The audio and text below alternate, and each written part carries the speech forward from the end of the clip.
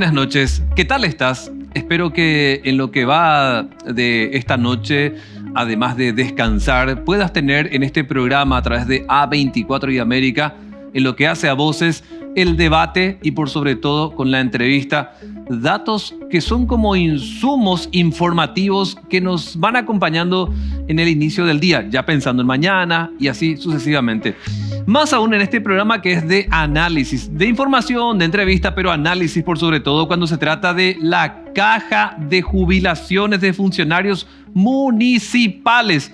Y estaba buscando datos en los medios de comunicación que indican que la caja de jubilaciones de funcionarios municipales demandó hace semanas atrás a 72 comunas. ¿Y a qué arreglo llegaron con unas 27? Vamos a conocer un poquito más acerca de esto. Además, en una etapa electoral, cuando se busca tener a candidatos para la presidencia de este ente tan importante a nivel país. Esta noche vamos a conversar con Aldo Alvarenga, que es abogado, que es escribano, que es administrador de empresas. O sea, se ha formado en lo que hace a la academia y eso lo lleva a su trabajo, a su vida cotidiana. ¿Qué tal, Aldo? Muy buenas noches. Muy buenas noches, Diego, para vos y para toda la amable teleaudiencia. Quiero hacer una pequeña salvedad para ir tirando varias preguntas luego. Quisimos que esta noche sea de debate. De hecho, me gustaría contigo analizar muchas cosas que te iba a plantear. Le invitamos a Bernabé Peralta, que es el presidente de la Caja, pero pese a que la producción se puso en contacto con él, se lo invitó formalmente, se le contó todas las reglas de juego de que íbamos a hablar, él prefirió no estar aquí presente. Entonces, para que haya una cuestión de honestidad con nuestro público, contamos que estamos contigo, que sos candidato, pero al otro que lo invitamos así tal cual lo hicimos contigo, prefirió no debatir contigo, no sé por qué. La verdad no sé, pero quería dejarlo ahí al aire picando esto. Aldo, por ahí mucha gente no conoce. Y yo te decía, tampoco yo le daba la importancia de vida hasta que empecé a mirar los antecedentes, la plata que mete, la gente que mueve para una elección. Pero yo quiero que vos me expliques, por favor, Aldo, ¿por qué la caja de jubilaciones de funcionarios municipales es muy importante para nuestro país? Bueno, la Caja de Jubilaciones y Pensiones del Personal Municipal es un ente público con capital privado. Uno aporta un 10% para su jubilación y también las autoridades de los municipios. O sea, vamos a ponerle por un lado al obrero y por otro lado a la patronal, como se diría. Y la patronal viene a ser en este caso el intendente o el ejecutivo municipal. Todos los funcionarios nombrados de la República del Paraguay se encuentran habilitados para las próximas elecciones de la Caja Municipal. O sea que son aportantes los funcionarios nombrados de todos los municipios del Paraguay. Actualmente están habilitados para las elecciones 152 municipios, pero hay más de 240 municipios que se encuentran aportando a la Caja Municipal. Por eso te preguntaba, ¿qué tan importante y por ello lleva a que la gente quiera candidatarse? ¿Te acuerdas de cuántos funcionarios trabajan para este ente? Para la Caja Municipal, sí. Aproximadamente 300 funcionarios trabajan en la institución, ¿verdad? Y haciendo un análisis, un estudio administrativo, encontramos que solamente con 37 puede funcionar la Caja Municipal. O sea, tenemos una carga excesiva de funcionarios. El funcionamiento de la Caja Municipal se encuentra atrofiado porque existen demasiados funcionarios para tan pocas funciones. Tenemos, si bien abarcamos a nivel nacional, pero en todas las cabeceras departamentales tenemos una sede de la Caja Municipal. Por ejemplo, tenemos en Oviedo, increíblemente en el departamento de Caguazú tenemos 2 sedes, porque los 2 encargados están peleados. Entonces cada uno con su territorio. Uno queda en Oviedo, otro queda en Caguazú a unos kilómetros. Sí. Son gastos superfluos ya. Después tenemos las capitales departamentales donde todos los municipios pertenecientes a ese departamento pueden acogerse a los beneficios de la institución por medio de las sedes. ¿Quién es responsable de que se haya engrosado, que haya crecido, que no pare de crecer el número de funcionarios? Porque vos me estás hablando de que hay 300, pero que puede funcionar con mucho menos de 40. ¿Quién es responsable que se haya dado esta multiplicación de funcionarios ahí? Y los responsables son las personas que se encuentran hoy día a cargo de la caja municipal, ¿verdad? Ellos están, hace casi 25 años están en la caja municipal, ¿verdad? La cuestión es la siguiente: no existe un consejo de superintendencia, no existe un ente regulador de los gastos. Entonces nos venimos de 25 años hacia atrás arrastrando ya sea delitos, malversación de fondos, falta de garantías a nuestros depósitos bancarios, no sabemos dónde está la plata de la caja. Entonces, si existe un delito cometido, entonces ingresa al mismo grupo. Luego de 5 años sabemos bien que los delitos ya se encuentran en una etapa de prescripción. Entonces ellos vienen agarrando la caja cada 5 años, los delitos que sabemos o que nos enteramos se denuncian, ¿verdad? Yo particularmente nunca he denunciado, pero siempre seguimos nosotros por las redes y siempre vemos los juicios, ¿verdad? Terminan prescribiendo porque pasa el tiempo de investigación, lo que establece la ley, ¿verdad? Y así nos encontramos. Ya se perdieron edificios, se perdieron inmuebles, se perdieron oportunidades de cobros de dineros que se le debía a la caja. Hay una empresa en particular que prestó $4 millones hace unos años y hoy día es $10 millones con los intereses, pero la garantía que ofrece esa empresa es solamente de $100,000. De esa manera la plata de la caja municipal, el dinero que es nuestro, de todos los aportantes, se fue desvaneciendo, se fue esfumando. Por otro lado tenemos el cobro de los aportes, ¿verdad? Yo le cobro un ejemplo al intendente, a la municipalidad de Camburetá, le cobro el 10% del aporte de los funcionarios más el 10% que me tiene que aportar el ejecutivo municipal, ¿verdad? Entonces son 20% del salario de cada.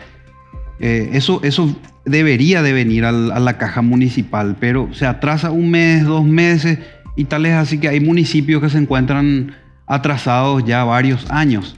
La municipalidad de Ciudad del Este es un ejemplo que nos debe 30.000 millones de guaraníes. 30.000. 30.000 millones de A guaraníes. propósito, Aldo, ¿cuáles son, si te acordás, las 5 municipalidades que más deben?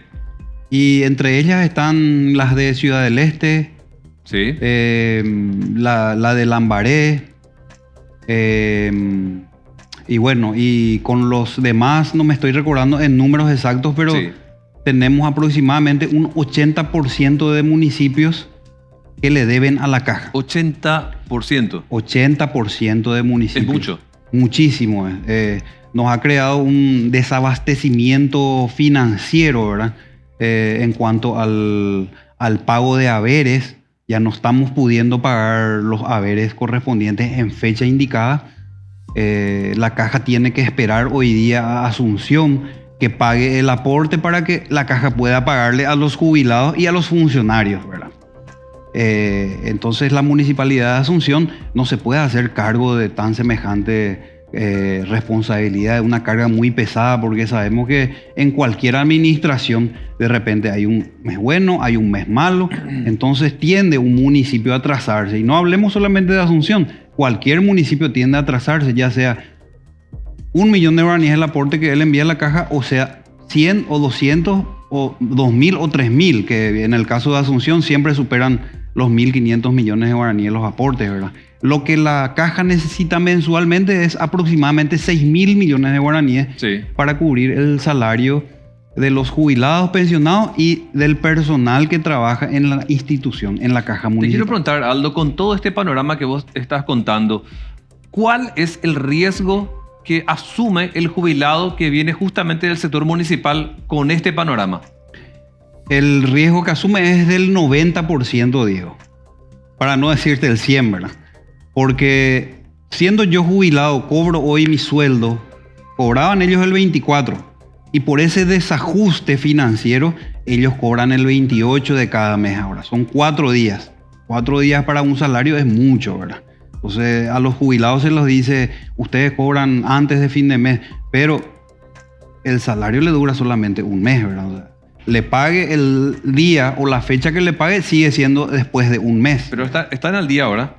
Ahora mismo se encuentran al día, pero el mes pasado ya tuvimos problemas de recaudación de la institución, ¿verdad? La institución ya no recaudó lo necesario como para pagarle a los jubilados. Entonces, los jubilados son aquellos que cumplen todas sus funciones municipales y luego presentan su carpeta y se jubilan. Aquellos que fallecen o tienen algún problema de salud, entonces tienen una figura que se llama pensionados, los herederos, y ahí ellos también cobran, los pensionados, ¿verdad? Pueden ser las esposas, los cónyuges, o pueden ser los hijos minusválidos o con alguna discapacidad. Aldo, ese 20% cuando llega a la caja viene por separado, 10, como estabas indicando, desde el empleado y por supuesto el patrón, o esa plata ya viene junta. Generalmente, Diego, la municipalidad ya hace una transferencia o un pago de manera conjunta, ¿verdad? El 10% por el aporte de los funcionarios y el 10% el aporte del ejecutivo, ¿verdad?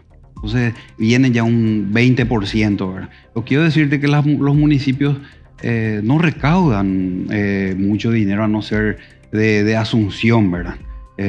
Y las capitales departamentales de repente, ¿verdad? Encarnación, San Lorenzo, no es capital departamental, pero son del departamento central. San Lorenzo, Lambaré, Limpio, ¿verdad? ¿Cuánto vendría a ser la recaudación? Y a partir de 10 a 20 millones para arriba, ¿verdad? Cosa que tampoco nos cubre, porque nuestro costo mensual es de aproximadamente 6.000 millones. Entonces tenemos que juntar de a poquito. Y ahora yo te voy a pasar a explicar luego por qué estamos en esta situación de quiebra técnica en la caja municipal. Quiebra técnica. Estamos en una quiebra técnica actualmente en la caja municipal. Estos aportes no se venían cobrando, ¿verdad? Por supuesto que esto es política, ¿verdad? Y entonces, con la promesa de algún intendente de que sus funcionarios le voten otra vez al actual consejo directivo, las deudas se iban creciendo en los municipios, porque a lo mejor el municipio, para no dar nombre, a lo mejor ese municipio no estaba recaudando como para pagar el aporte y se fue debiendo, se fue juntando su deuda. Tal es así que ese mismo municipio ya tiene 1 año, 2 años, 3 años de deuda con la caja municipal y no paga. Entonces, ¿qué hace la caja? Por medio de sus representantes legales, de sus abogados, los demanda, pero deja la demanda ahí congelada.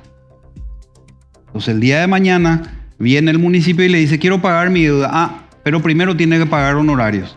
Imagínate, Diego, que pagar los honorarios del juicio de 30.000 millones de guaraníes es 3.000. Entonces, deben de pagar primero 3.000 millones de guaraníes para los honorarios. Y lo digo con toda responsabilidad. El abogado que firma la factura de honorarios profesionales, a lo mejor de los 3.000 millones de guaraníes recibe un 10 millones.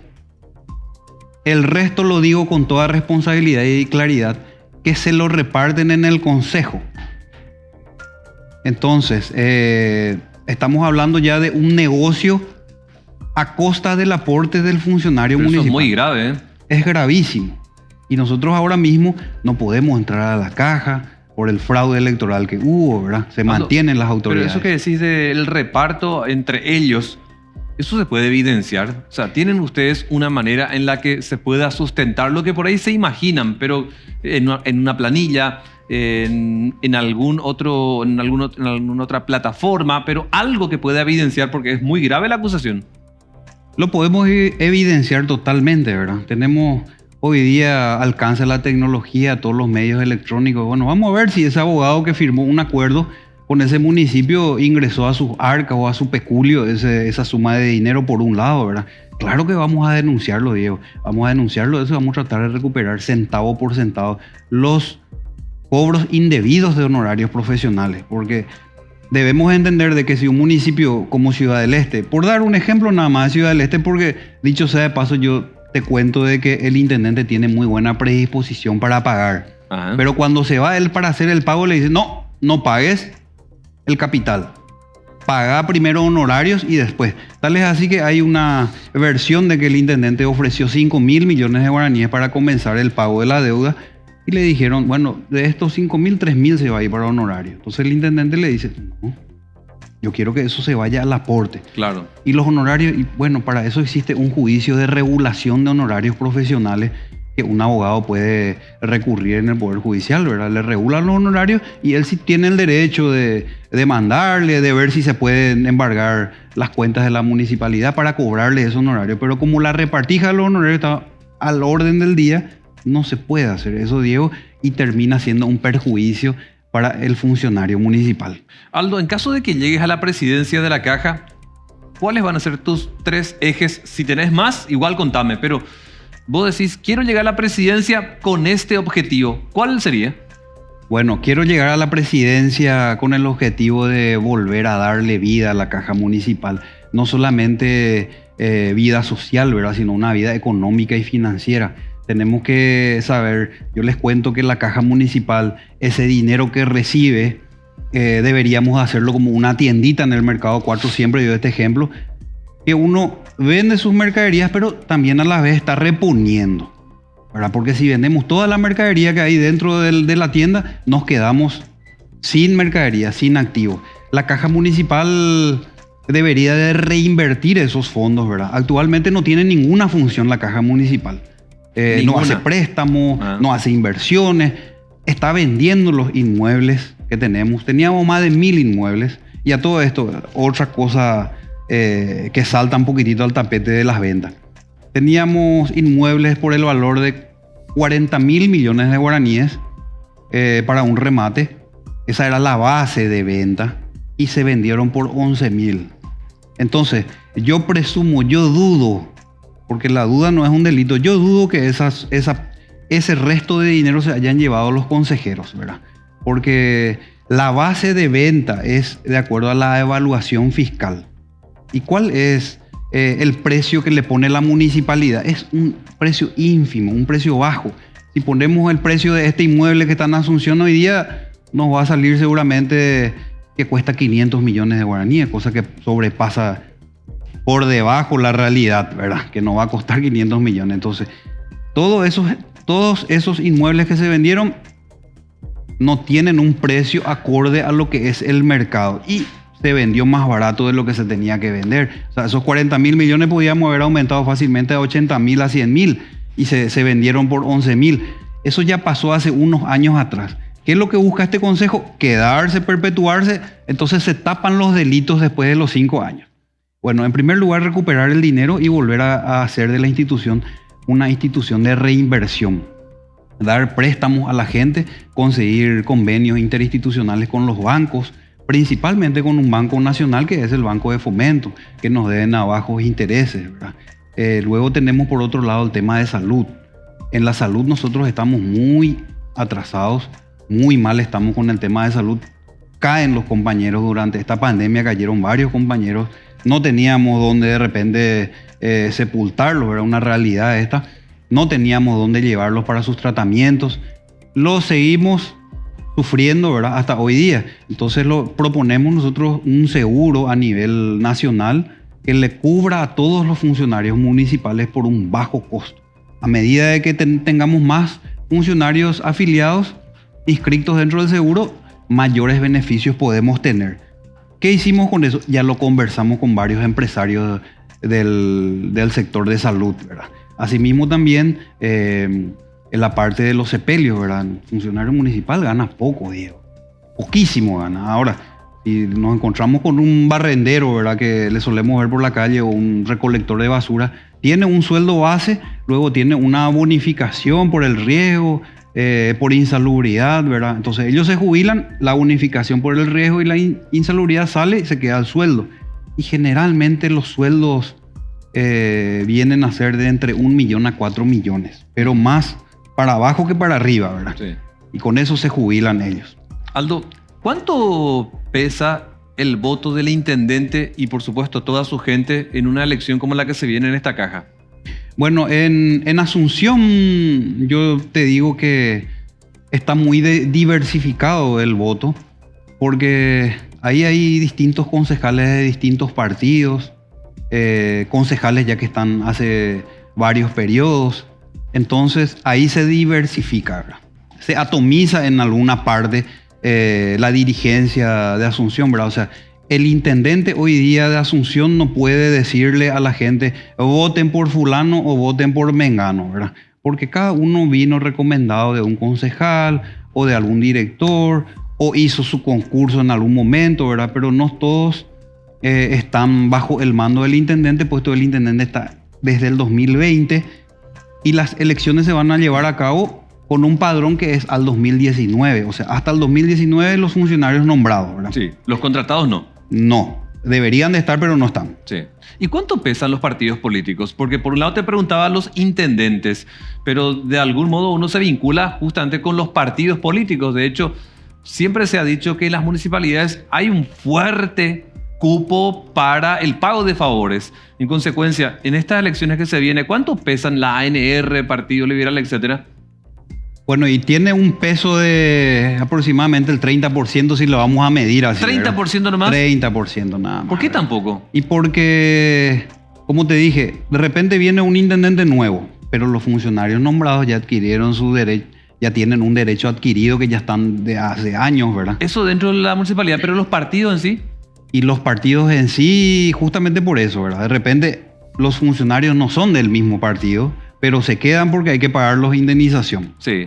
Entonces se quedan por una cuestión económica y de ahorro del intendente, ¿verdad? Y luego van haciendo su equipo, ¿verdad? Y se quedan ahí. Entonces eso es lo que yo creo que está sopesando un 30% actualmente. 30%, ¿en serio? La dirigencia política de un intendente en base a los funcionarios, ¿verdad? Esperaba más, te soy franco, ¿eh?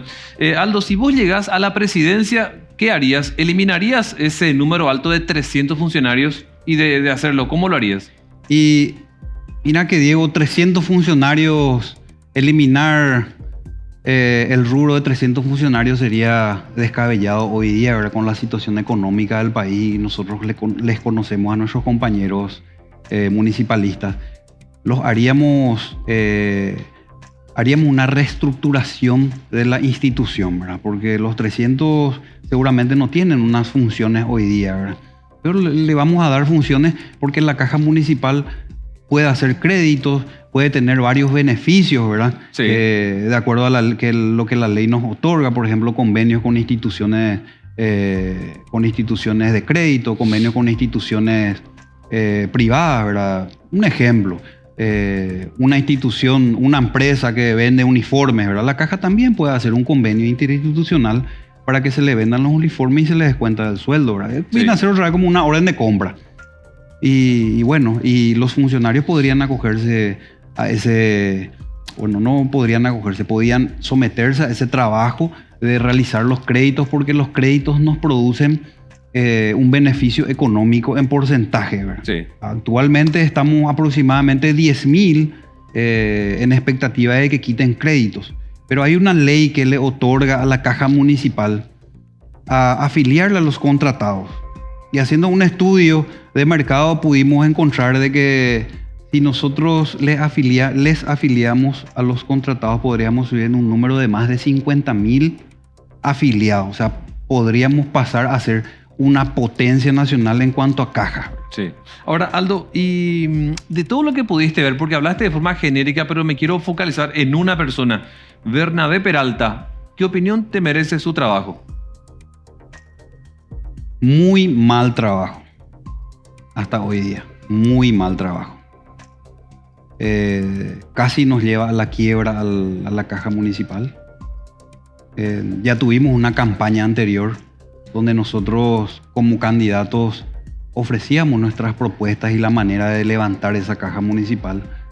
Todas las propuestas y todas las especificaciones que nosotros pudimos haber dado durante la campaña anterior, él no lo hizo. En cambio, lo hizo al contrario, ¿verdad? Hoy día la caja municipal no tiene dinero. Hoy día la caja municipal no tiene reserva matemática. Así luego. Así mismo. O sea que uno no puede decir, me voy a jubilar y la caja me va a pagar. No sabe si le va a seguir pagando la caja hasta hoy día. Qué bárbaro. Entonces está en una terapia intensiva. Le preguntamos al presidente, hace unos días hubo una huelga frente a la caja municipal. Si le preguntamos al presidente, le diría yo por respeto, ¿verdad? Porque actualmente ya no es presidente de manera legítima. Se le consultó, ¿verdad? ¿Qué haría él, verdad? Él sigue diciendo de que la caja tiene una una buena salud económica, ¿verdad? Pero no es así. No hay préstamo. La caja lo único que le sirve al funcionario municipal hoy día, ¿verdad? No tendría que ser así, pero es para lo único que le sirve o le servía es para hacer préstamos. Uno se va, hace una solicitud y le hace préstamo. Qué bárbaro. Entonces vamos a diversificar eso, vamos a darle un poquitito más de beneficios a los aportantes y a los jubilados ya el día de mañana. Aldo, lo último, ¿cuándo es el día de la elección? Mira, Diego, ahí te tengo que contar que ya estaba fijada la fecha para el 28 de septiembre. Pero los actuales, los pseudos que están, ¿verdad? Presentaron una medida cautelar y se volvieron a suspender nuevamente las elecciones. ¿Por qué suspenden las elecciones? Yo calculo, yo creo, ¿verdad? Que ellos están llevando documentaciones, están tapando algunos agujeros que le quedó de otras administraciones, inclusive de la administración actual, ¿verdad? Y bueno, ordenando un poquitito la casa para que se vea limpia cuando salgan, pero no se va a poder ver porque hoy día tenemos la tecnología a mano y también los analistas que son de primera en nuestro país. Vamos a acompañar ese día, Aldo. Sí. Muchísimas gracias. Muchísimas gracias a Odio, a toda la teleaudiencia. Para entender la importancia de la caja de jubilados de funcionarios municipales, muy importante realmente. Así que esta noche nos acompañó en voces Aldo Alvarenga, uno de los candidatos para la presidencia de tan importante caja. Te invito a que te quedes conmigo, hacemos una breve pausa y a la vuelta vamos a ocuparnos de la dolorosa noticia de un nuevo caso de feminicidio en Lambaré y que ha llevado al gobierno a reglamentar ya el uso de la tobillera electrónica para aquellos que están con un proceso de arresto domiciliario. A la vuelta vamos a hablar con un especialista sobre el tema.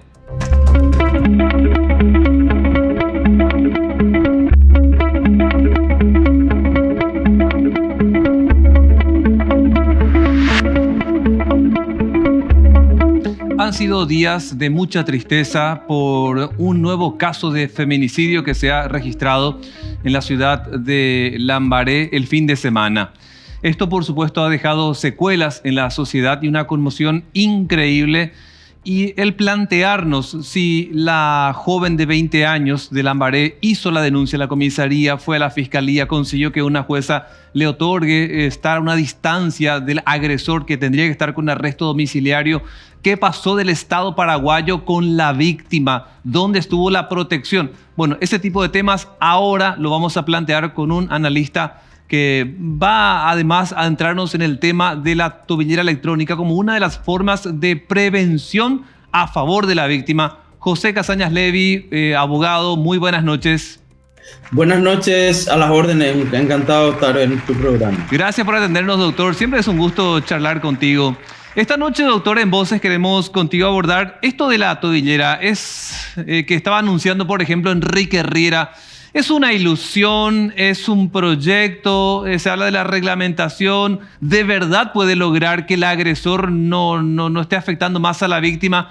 ¿Desde la ley qué se puede lograr con la tobillera, doctor? Bien, la ley, como ustedes saben, es del 2017.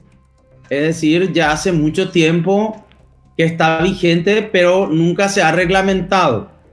Aparentemente la falta de reglamentación para poder implementarla tiene que ver con un debate sobre quién va a ser la autoridad de aplicación, es decir, quién se va a hacer cargo de administrar eso. Y como muchas cosas en Paraguay, lastimosamente esas discusiones nunca terminan, y cuando suceden tragedias como la que ocurrió en este fin de semana, entonces empezamos todos a desesperarnos, ¿sí? Ahora, hay que comprender que las tobilleras, igual que el arresto domiciliario, igual que la firma del libro, igual que la prohibición de acercarse a determinados lugares, son medidas que toma un juez según el riesgo que puede representar para la víctima y para la sociedad la persona que está procesada. Y si eso es suficiente. Lo de la tobillera es una novedad para nuestro sistema procesal. Sin embargo, hay que aprender de la experiencia anterior.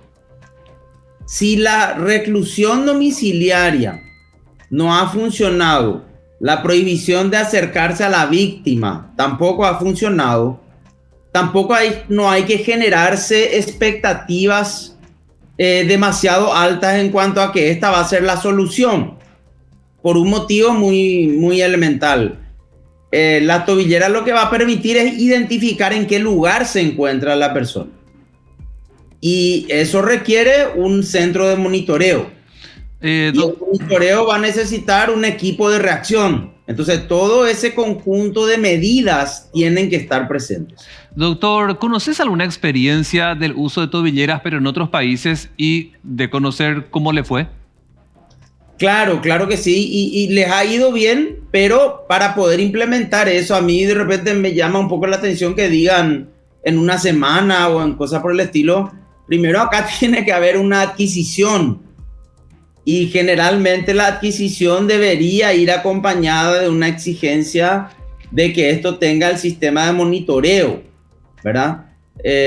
Y ver si nosotros tenemos los oficiales entrenados o la suficiente cantidad para reaccionar. Estamos hablando de todo el país, no podemos hablar solamente de Asunción y Central. Sí. Ahora, doctor, sé que en tu rol en su momento de fiscal y seguramente ya como integrante en algún momento del MEC, por esa experiencia que lograste ganar, si tuvieras que recomendar desde una resolución el uso de estas tobilleras para que cuando se tenga toda la reglamentación, el costo a quien vos sugerirías se le imponga, ¿al Estado paraguayo o a la persona procesada? En la experiencia que existe en otros países, se hace cargo a la persona procesada, porque es un beneficio en el sentido que no tiene otras medidas más graves. Entonces, para poder soportar los costos se le impone a esta persona, con la aclaración que es posible que al finalizar el juicio, si esa persona termina absuelta, reclame algún tipo de devolución o cosa por el estilo, pero eso ya es otra historia. Doctor, ¿y a quiénes en teoría de darse? Yo sé que estamos en un proceso, como decía Enrique Herrera, de elaborar el reglamento, etcétera. Sé que está la ley, ya estabas contando ahora. Si se tuviera que aplicar su uso, ¿a quiénes correspondería por ley que se les otorgue esta tobillera? Bueno, nosotros tenemos actualmente una ley que es el Código de Ejecución, y el juez de ejecución es el que determina cómo se van a aplicar las medidas cautelares y cómo se van a aplicar las medidas alternativas. Ahora, lógicamente el juez desde su despacho no va a solucionar nada. Entonces tiene que haber una afinidad en el trabajo entre el juez de ejecución, que es el que va a tomar las decisiones, y el que las va a aplicar, que es la Policía Nacional. ¿Quién dentro de la Policía Nacional? Esa es una gran pregunta. Claro, porque, a ver, doctor, uno supone que si la persona que está imputada no va a generar probablemente una pena mayor a 5 años, uno supone que por ahí le dan esta tobillera.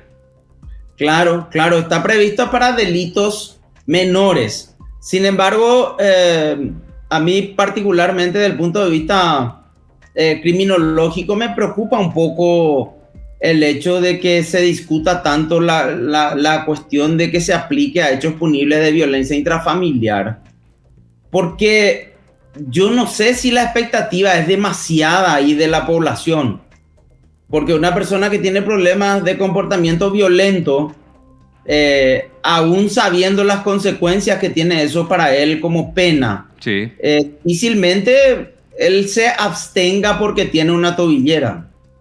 A ver, doctor, si entendemos, la persona que por ahí es un proyecto de feminicida, por ahí esa persona que ya tiene la mente de un criminal, una tobillera no le va a atajar. No le va a atajar, salvo que el sistema funcione lo suficientemente bien como para que él sepa que si intenta, a los 5 minutos él va a tener un policía encima. En ese caso va a funcionar, pero sabemos que ahí hay un problema, porque la misma Policía Nacional dice que carece de agentes suficientes, ¿verdad? Y ese botón de pánico que tanto también por ahí se dice, doctor, para que la mujer, ponele el ejemplo que más se está dando, una mujer que es víctima y que se active el botón de pánico para que la pongan alerta a ella, entiendo a la policía también, pero a ella en particular, ¿Eso podría funcionar? Y hay que ver qué tecnología se va a usar. Mira, Diego, en otros países hay muchísimas formas económicas incluso, ni siquiera tienen un problema de costo, pero tienen, antes de aplicar, tienen la infraestructura suficiente para reaccionar. Sí. Porque lo que nosotros tenemos en este momento como fenómeno, tanto en los asaltos en la calle, como los robos, como los ataques violentos, es que las personas se encuentran indefensas, no tienen la ayuda de la autoridad. Ese es el problema que tenemos. Entonces, acá la pregunta tiene que ir a la policía, y la policía tiene que ser sincera en el sentido de decir, estamos en condiciones, tenemos tantos efectivos, en Alto Paraná vamos a tener tanto, en Cordillera vamos a tener tanto. O sea, hay que hacer un mapa serio y ver con lo que se cuenta, porque si no, yo tengo el temor de que se genere mucha expectativa y que finalmente encontremos motochorro con tobillera por todos lados. O un golpeador de mujeres. Doctor, a tu criterio, como seguramente no va a ser un número grande de compra de tobillera, no sé cuánto, siempre se hablaba de 100 más o menos. Como experiencia, doctor, ¿vos no aplicarías inicialmente, si fueses el juez, la tobillera a los golpeadores de mujeres? No, a ninguna persona que potencialmente tenga un dictamen psicológico de tendencia a la violencia, yo recomendaría, tomaría, como es poco, como vos señalás, es poca la disponibilidad, yo me inclinaría por hechos menores que no representan un peligro importante, y se probaría ahí como digamos que una especie de laboratorio, a ver cómo funciona y cómo reaccionamos en casos que no son tan complejos. Pero me parece bastante arriesgado utilizar en casos de violencia intrafamiliar donde hubo denuncias anteriormente, etcétera. No sería recomendable porque corremos el riesgo de que fracase. Qué bárbaro. Doctor, entonces, a tu criterio, si se diera un caso de un hombre golpeador a una mujer, no solamente el tema tobillera no le daría si fueses el juez, sino que tampoco el arresto domiciliario, por lo que estoy percibiendo. Claro, es que es un problema importante, porque el arresto domiciliario es el mejor ejemplo del fracaso de ese tipo de medidas, porque tampoco se cumple de ninguna forma. Teóricamente ahí tiene que haber un control aleatorio y la policía tiene que irse cada tanto a la casa a ver si la persona está, ¿verdad? Pero eso tampoco se hace. Doctor, la joven, la que lamentablemente termina perdiendo la vida de manos de su expareja, hizo la denuncia en febrero. O sea, quiero llegar más a lo siguiente: pasó por la comisaría, pasó por una fiscalía, pasó por un juzgado. Digamos que se quemaron las etapas. Y quiero preguntarte, si ya había incluso una restricción y este joven tenía el arresto domiciliario, ¿dónde realmente, doctor, desde la ley vos considerás que estamos fracasando como Estado? Estamos fracasando en la aplicación, en el cumplimiento de la orden del juez. Si nosotros leemos la orden judicial, probablemente la orden judicial está dentro del marco de la ley, pero el que tiene que ejecutar y hacer cumplir es la Policía Nacional. Entonces a mí me parece que ahí hay un inconveniente muy serio.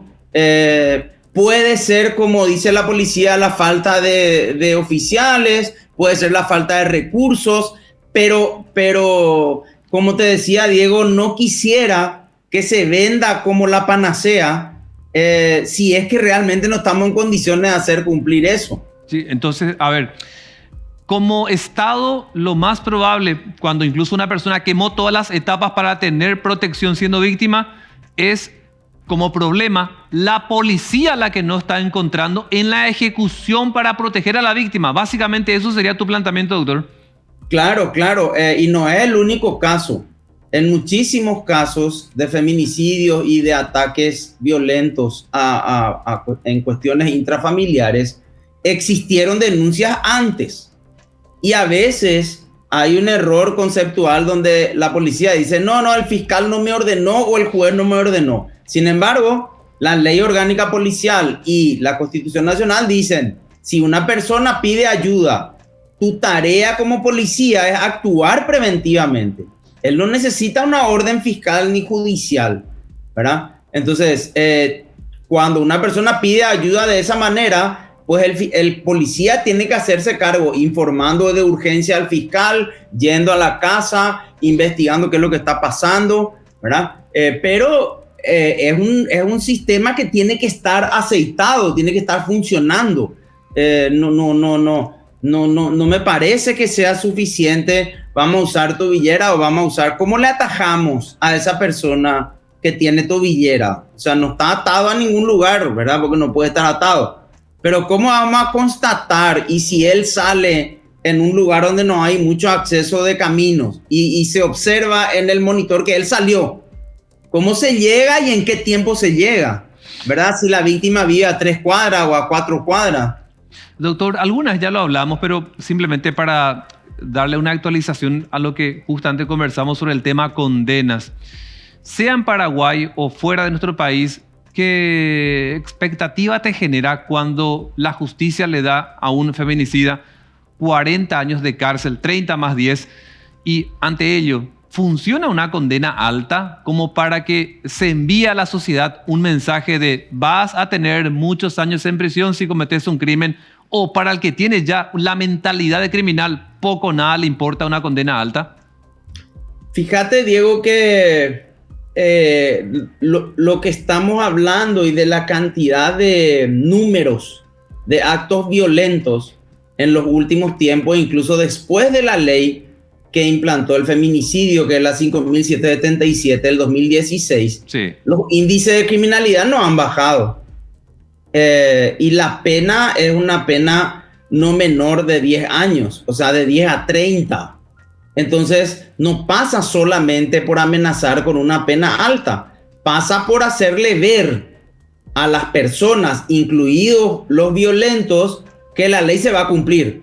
Si nosotros no logramos eso, podemos cambiar 20 veces el Código Penal y poner pena de muerte también, pero no va a generar ninguna incidencia, ¿verdad? Y mira que, doctor, si uno observa el comentario de la gente, por lo menos una porción en redes sociales, e incluso un candidato político hablaba de este tipo de casos de feminicidio y que tenga una secuela judicial, como la que acabas de mencionar, la pena de muerte incluso. Sí, para eso tenemos que cambiar la Constitución. Yo pongo como una exageración, ¿verdad? Pero fíjate que ahora la amenaza es de 30 años de pena privativa de libertad más 10 probablemente, ¿verdad? Porque esa también es una muletilla que usan los tribunales. Pero ¿disminuyó con eso la cantidad de hechos violentos? No. Por lo tanto, hay otro sector de la estrategia que no está funcionando, ¿verdad? Que es la estrategia de la protección de la víctima. La víctima se encuentra totalmente desprotegida. Ahí está el punto, doctor. Si la condena alta no funciona y en tu caso tenés una reserva en la expectativa que puede generar las tobilleras, entonces, ¿cuál es la salida? Porque todos los días tenemos a unos sujetos cobardes, principalmente hombres, que terminan golpeando a algunas mujeres, a su expareja, a su pareja, a alguien específicamente para tratar de dominarla, de mantenerla bajo el miedo. En consecuencia, doctor, ¿cuál puede ser la vía para lograr eliminar, ni siquiera te digo bajar los índices de agresión de un hombre a una mujer? Entonces, ¿cuál es la vía? Yo creo que hay un solo camino, más allá de que haya que trabajarlo bien técnicamente, ¿verdad? Pero me parece que el único camino es que desde la policía salga el mensaje de cuántos oficiales realmente tienen en condiciones de apuntar a esta epidemia, ¿verdad? Y que digan si tienen o no tienen y cuál es el plan de aplicación, para que nosotros sepamos realmente si lo que pensamos adquirir va a ser útil o no. Porque nosotros ciudadanos o el juez no tienen la capacidad de irse a la calle o buscarle a la persona que salió de su casa. Entonces tenemos que recibir la propuesta concreta de la policía, creo yo. Hay que empezar por ahí. Claro, y más aún, doctor, porque si vamos a sumar la cantidad de hombres denunciados por mujeres víctimas de esta agresión, uno se va a encontrar con que también hay limitaciones. ¿Dónde, doctor? En las cárceles. Y para Claro. colmo, cuando entran en las cárceles, salen peor. Claro, claro, la prisión preventiva es una medida extrema que efectivamente puede llegar a, y generalmente deja en peores condiciones psíquicas y físicas a la persona en prisión preventiva, porque ahí tampoco recibe ninguna asistencia. Entonces, como suelo decir yo con los alumnos en las clases, tenemos que imaginarnos que esa persona puede llegar a estar 5 o 6 años privada de su libertad sin ningún tipo de tratamiento, y cuando salga de la cárcel, él volverá a estar en contacto con el círculo al cual él agredió. Eso no va a cambiar. ¿Verdad? Pero ¿sabes qué, doctor? Ya entrando seguramente en la parte final, agradeciendo tu tiempo y tu análisis como especialista del derecho. Doctor, por sobre todo, me gustaría meterme ahora contigo en la cárcel. Habrás visto que hay muchos clanes, hay muchas bandas, y acá tenés por ahí un trabajo en conjunto, el ministro del Interior ahí trabajando con los policías en la calle y Abarchini trabajando en las cárceles, y hay unos clanes muy poderosos, algunos segmentados por tacumbú, emboscada, etcétera, lo que vos sabés, doctor. Entonces, ese criminal, ese feminicida que entra a la cárcel, por ahí perfecciona su crimen. ¿Pero por qué, doctor? Porque estando dentro de la cárcel tiene que sobrevivir y se tiene que aliar a estos clanes. Entonces me encuentro con el temor. Este hijo de la mierda se va a la cárcel por ser un criminal, por ser un feminicida, pero en unos años va a salir peor. Entonces me encuentro con la siguiente pregunta: ¿qué hacemos en consecuencia con eso de restaurar a la persona dentro de la cárcel? ¿No se cumple ese objetivo? No. Por eso hay que tratar de trabajar mucho más la prevención y el tratamiento y el control de los procesados sin antecedentes, ¿verdad? Esas personas sin antecedentes tienen que tener la atención suficiente para controlarles si son peligrosos y aislarle de la posibilidad de causar más daño a la víctima. Salvo que estemos hablando de homicidio y cosas por el estilo, ¿verdad? Sí. Pero en este tema de violencia intrafamiliar y en muchísimos casos como este, hablamos incluso de tentativa de homicidio, o sea, ya intentó matarle antes. Sí. No hablamos tampoco de personas, digamos, que solamente tienen problemas. Por eso yo repito, como es algo muy incipiente y la gente que está pensando en esto aparentemente no está muy interiorizada de cómo lo va a hacer, cómo va a resultar, cuáles son sus planes, etcétera, etcétera. Yo diría empezar por hechos que se pueden controlar, ¿verdad? Y donde la persona no representa un riesgo muy alto para probar en un pequeño grupo, digamos, ¿verdad? Y a partir de ahí ir ampliando. Pero no vamos a solucionar el tema de la violencia intrafamiliar con las tobilleras. No hay otra manera más que con la policía y el trabajo de prevención, Diego. ¿Cómo te siento con los brazos caídos, doctor, con el tema de la tobillera? Te siento así como, no sé si desganado, pero con una reserva increíble de la que por ahí algunos diarios vendían de que era la panacea a este problema. Pero en particular te escucho desde tu análisis, doctor, y no le das mucho crédito contra los hombres golpeadores. Claro, claro. Y no le doy porque yo algo conozco del sistema de cumplimiento de medidas que indican los jueces. Y cualquier persona que trabaja en el ámbito judicial sabe que la orden judicial puede estar súper bien, pero el cumplimiento de la orden depende de la policía. Y la policía que da cumplimiento es la policía de la comisaría. Y nosotros sabemos las falencias que tienen los policías en la comisaría. Entonces se recurre a los linces. Y los linces, cuando uno indaga qué porcentaje o qué cantidad de linces hay, dicen que van a triplicar. Y así sucesivamente. O sea, me parece que estamos haciendo una apuesta que es necesaria, pero también tenemos que ser conscientes que si no le dotamos de otro tipo de apoyo, no va a funcionar. Doctor, si vos tuvieras que elegir entre ese presupuesto que se va a gastar por la tobillera y dar ese mismo dinero a cambio de la tobillera a aumentar la policía, me parece que vas a ir por lo segundo. Categóricamente.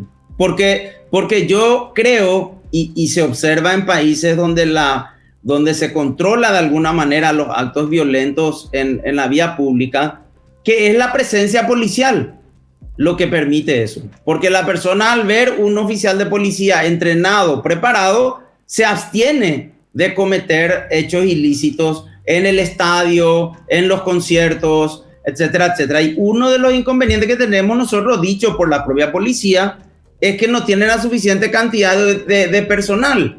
Entonces, particularmente, yo creo que se puede hacer un trabajo de urgencia que no necesariamente tiene que incluir, yo no soy contrario a la tobillera, creo que es interesante, pero quiero advertir que eso no va a dar una solución al problema que estamos padeciendo como epidemia. Doctor, ¿te parece necesario construir más cárceles? Sabemos que hay 3 que ya están prácticamente por ser terminadas, pero para que puedan concluir, digo, la obra, ¿te parece, ante todo este panorama que estamos conversando, es como necesario el hecho de tener que construir más cárceles o tampoco pasa por ahí? Bueno, la sociedad paraguaya tiene un problema al cual no le presta atención, que es la miseria y la manera en que viven las personas en los centros de reclusión, donde más del 60% no tienen condena. Entonces, esa es una realidad muy cruda a la cual no queremos ver. Pero ante tu pregunta, que es difícil responder, yo diría desde esa perspectiva, sí, necesitamos lugares para tratarles con criterio humano, porque Paraguay tiene firmado convenios sobre eso, ¿verdad? No podemos tratarle como animales, pero sin pensar que la construcción de cárceles va a mejorar o va a disminuir el índice de criminalidad. Son cosas distintas. Pero bueno, ojalá que alguna vez ocurra, porque Paraguay nunca se ocupó de eso.